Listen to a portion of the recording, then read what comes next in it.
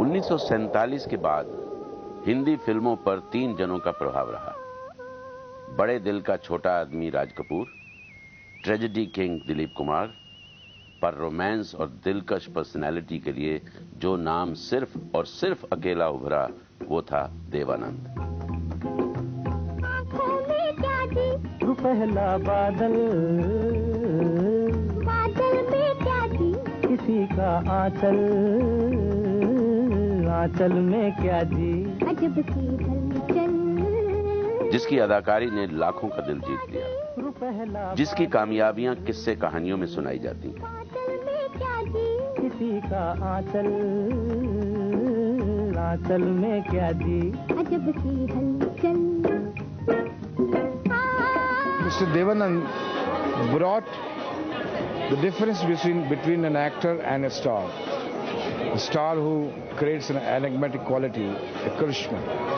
And today, till today, he is carrying on with it. चाहे कितनी कठिन डगर हो, हम कदम बढ़ाते जाएंगे, कदम बढ़ाते। सन 45-46 में आर्ट्स की डिग्री हाथ में लिए एक नौजवान मुंबई पहुंचा। तब तक मुंबई दुनिया के जाने माने शहर के नाम से उभर रहा था। देव साहब भी उसी स्ट्रगल से होकर गुजरे जैसे आंखों में ख्वाब लिए उन जैसे सैकड़ों और। I landed in Bombay in 1943. Nowhere to stay. I used to stay with friends for 10 days, 7 days, then hop across to another friend. And then a few moments came, जेब में पैसा नहीं हुआ करता था, खाने के लिए पैसा नहीं हुआ करता था, फिर छोटी-छोटी जॉब्स करनी भूल गया, कहाँ जॉब की है, फिर छोड़ दिया कि मेरे काम की जॉब नहीं है. Then I took up a job with the military censors, and I took a job for 160 rupees a month. And then I ultimately chucked that also, and then I got my break. I had no training of acting because there were no academies or training schools those days. All that I've learned over the years is through trial and error. But the real Devanand who came into being was in Ziddi. Ziddi was a Bombay Talkies film produced by Ashok Kumar, and I had the title role. He was sitting in the garden, and I was the producer. I was in. मैंने कहा कि भाई क्या चाहिए तुम्हें? He looked very handsome young boy. मैंने कहा क्या चाहिए? Well, I want to work. I was working in a picture. मैंने लिखवा रहा था.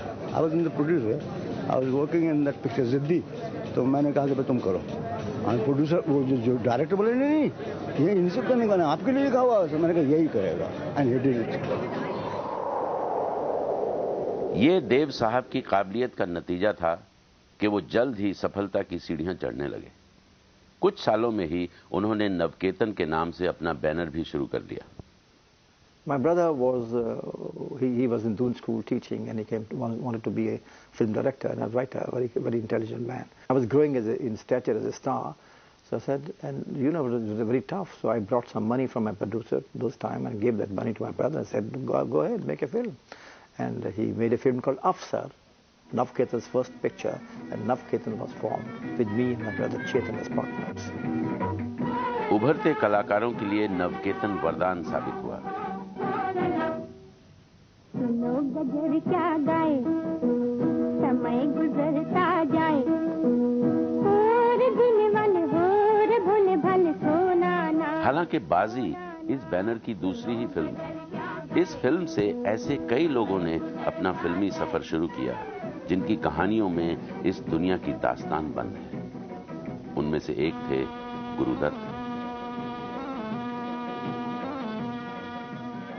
अब मैंने जब प्रभात ज्वाइन किया है तो गुरुदत्त वहाँ असिस्टेंट डायरेक्टर था, assistant director, also assistant dance director, and we became great friends.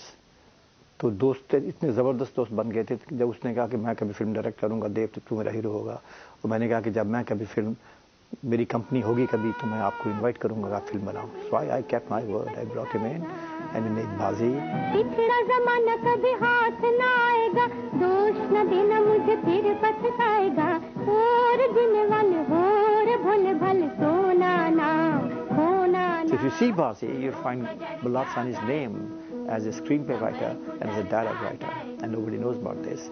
And Bazi also brought in Sahil Ludhianvi as a lyricist, and S.D. Burman in the Hindi movies in a big way, and Sahir Ludhiani and S.D. Burman and Navketan and Devanand and Gurudat and Geeta Bali and Devanand and Bazi, where I met my wife Kalpana Karthik, so it was a great combination.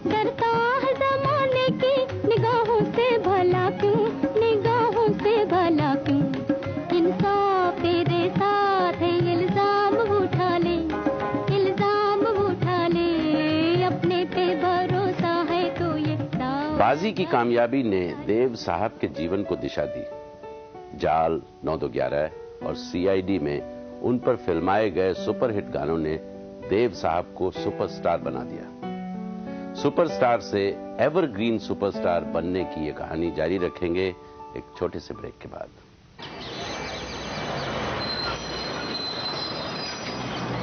Navketan banner के नगमे आज भी माहौल में नशा पैदा कर देते हैं। जमाना ब्लैक एंड व्हाइट का, बोल जो दिल को छू लें और संगीत जो सदियों तक गुनगुनाया जाए। आमतौर से माना जाता है कि जब फिल्मी संगीत अपनी खूबसूरत पहचान बना रहा था तो इसमें सबसे दिलकश तस्वीर उभरी देवानंद की। देखा कि ये तुम्हें हम बन के दीवाना, देखा कि ये तुम्हें हम बन के दीवाना, उतरा जो नशा तो हमने ये जाना, सारे वो जिंदगी के सहारे चल गए हम बेखुदी। I think I have a good ear for music. Music should be very, it should appeal to your, it should stir your soul, it should appeal to aesthetics. Melody is very important, and I take care of it myself. In fact, I sit on all the sittings, and I go by my judgment. And it's a tremendous, all the great musicals Navketan has given, starting with the black and white era to the color era. दुखी मन मेरे सुन मेरा कहना, जहाँ नहीं चैना वहाँ नहीं रहना. It's not because I'm a sad man, it's not because I believe in sorrow, but I think किशोर ने दुखी मन मेरे गाना गाया था, जो कि 2 मिनट में कंपोज हुआ और शायद 5 मिनट में उसका मुखड़ा लिखा गया साहिर लुधियानी ने। दुखी मन मेरे सुन मेरा कहना, जहाँ नहीं चैना वहाँ नहीं रहना. Simple but 3-dimensional, goes straight into your heart. दर्द हमारा कोई न जाने. There never used to be a film without songs, 4 or 5 songs given to me. And all my directors used to insist, Dave, you come and have a sitting with the music director and pick your own song, own tune. I would not like to sing a song which I don't like.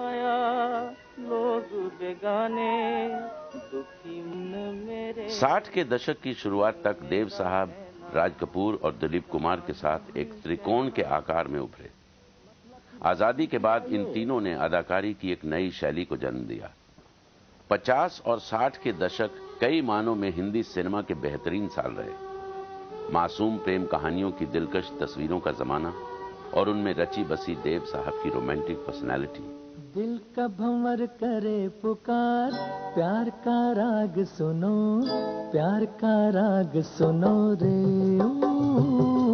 दिल का भंवर करे पुकार, प्यार का राग सुनो, प्यार का राग सुनो. एक ऐसा स्टाइल जहां अदाकार की इमेज को आगे रखकर किरदार की रचना होने लगी. इस दौर पर देव साहब का हावी होना लगभग तय था. उनकी अदाएं, चलने और बोलने के अंदाज उनकी पहचान बन गए. फूल तुम गुलाब का, क्या जवाब आपका.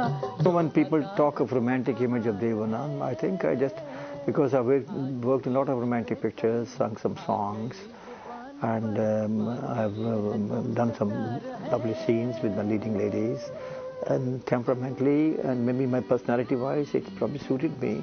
I've never done something which is out of my own personality. I've just behaved naturally, and people have just liked it. And it just happened that people started liking those romantic pictures, and people started writing those romantic pictures for Devanand, keeping Devanand in mind. चाहे तुम मिटाना पर न तुम गिराना, आंसू की तरह निगाह से। प्यार की ऊंचाई, इश्क की गहराई, पूछ लो हमारी आह से। आसमां छू लिया रे, प्यार का राग सुनो रे। That's a personality. Somebody likes you and starts liking you a little more, and you start analyzing, what the hell, what's there in my personality that people like me, they love me. And then you pick up a few strong points, start working on them, and that becomes cultivation in your subconscious mind. And being an actor, it's my duty. I never act in front of the mirror. There are a lot of actors who act in front of the mirror and go on the sets. No, I never do that. No. I just imagine a scene and say to myself, in a situation like this, how would you react? And I just close my eyes and I feel one with the emotion and I'm one with the thought. And once I am one with the thought, I say roll and it starts rolling. That's it. That's me. ऐसे गिरे हुए इंसान हो तुम, मुझे मालूम न था। मेरा ख्याल तुम्हारी गैरत और शर्म के तुम मुंह नहीं उठा सकोगे, रोगे, पछतावा दिखाओगे, माफिया मांगोगे मुझसे। तुम हद से बाहर हुए जा रहे हो मेजर वर्मा। याद रखो, खून मेरा भी खौल सकता है। तुम्हारा खून आनंद, किस बाजारी औरत का खून है ये मेजर?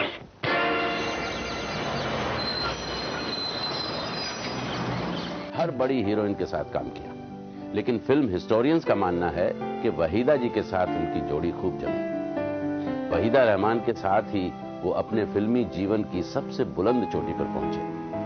Film R K. नारायण के मूल उपन्यास गाइड पर आधारित थी।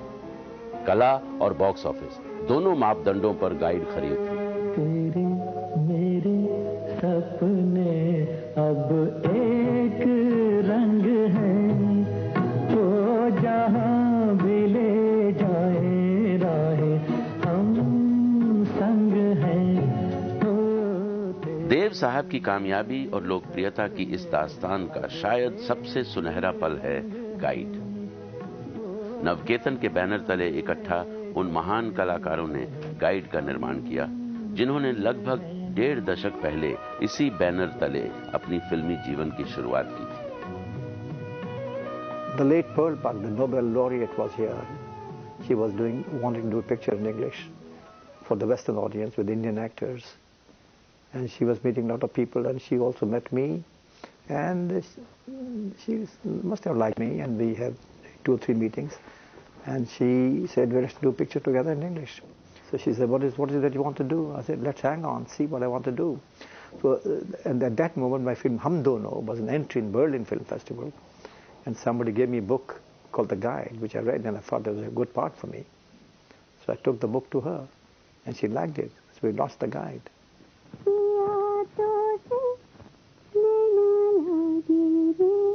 Vahida, because she was a good dancer, and she was shaping up as a very fine actress.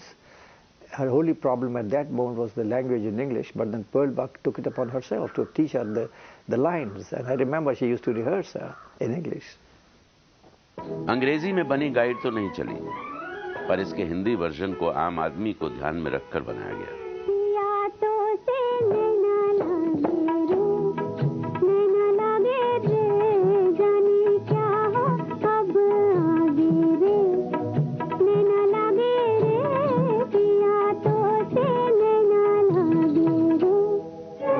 Guide के अहम किरदार राजू को देवानंद की शैली में ढाला गया।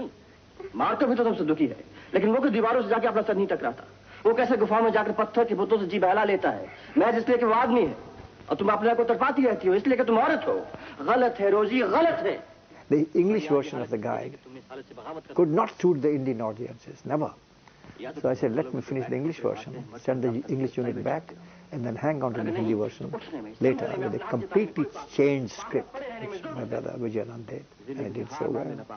Goldie is very clever, he's very dynamic, he's very intelligent, super intelligent, and much more intelligent than I am.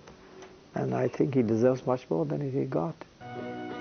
Guide को न सिर्फ विजयानंद के निर्देशन के लिए याद किया जाता है, बल्कि इसके अनमोल गीतों के लिए भी, जो आज तक हिंदी फिल्मों के बेहतरीन गानों में गिने जाते हैं। मेरे तेरे दिल का तय था एक दिन मिलना, मेरे तेरे दिल का तय था एक दिन मिलना, जैसे बहार आने पर तय है फूल का खिलना।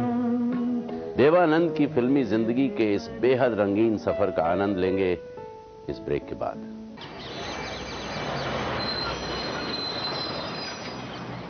गाइड के बाद ही देव साहब ने खुद निर्देशन करने का फैसला किया। उन्हें लगा कि ऐसा करके वे अपने आप को और बेहतर तरीके से उभार सकते थे।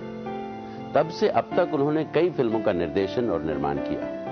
भले ही ये फिल्में बॉक्स ऑफिस पर नहीं चली, परंतु लगभग हर फिल्म में देव साहब की अपनी जिंदा दिली और जोश का परिचय मिलता है और लगभग हर फिल्म में ही उन्होंने नए कलाकारों को मौका दिया।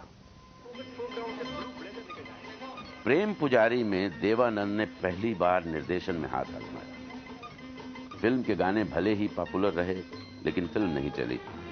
लेकिन कुछ ही समय बाद उनकी अगली फिल्म हरे रामा हरे कृष्णा न सिर्फ हिट हुई, बल्कि इसने हिंदुस्तानी औरत की एक दूसरी तस्वीर उभारी।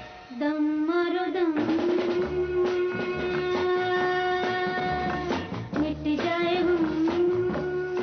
जीनत अमान के साथ साथ हिंदी सिनेमा नारी चरित्र की पुरानी घिसी पिटी तस्वीर से दूर हटने लगा और इस साहसिक काम का क्रेडिट काफी हद तक देवानंद को ही जाता है।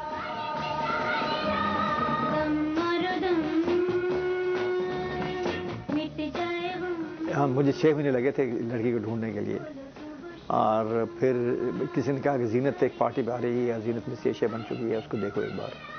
तो मैं उस पार्टी पे गया, वहाँ जीनत भी थी। जीनत को भी मालूम था कि देवा आने वाला है, शायद वो भी जा रही थी। She had a cigarette pack in a bag, and she wanted to smoke, and she took out a cigarette, and I was standing next to her, sitting next to her, and out of sheer courtesy, she offered a cigarette to me. I took it, and she lit it for me, and I looked at her, and the mischievous smile in her eyes was what my Janice was in the picture. नए नए युवा कलाकारों को अपनी फिल्मों में chance देना शायद वो राज है जो देव साहब को सदाबहार बनाए हुए है।